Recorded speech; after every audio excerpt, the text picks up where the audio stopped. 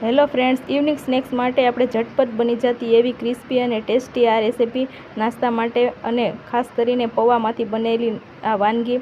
તો એના માટે આપણે બટેકા ખમણીને લઈ લેવાના છે. એમાં મરચી, ડુંગળી અને કોથમરી અને ધાણા કચરીને નાખી દેવાના. આખું જીરું, તલ અને સ્વાદ પ્રમાણે મીઠું, હળદર, ગરમ મસાલો, લીંબુનો રસ અને ચાટ મસાલો નાખવાનો. અને હવે આ પૌવા પલાળેલા છે એ આપણે પાણી બધું કાઢીને એમાં નાખી દેવાના.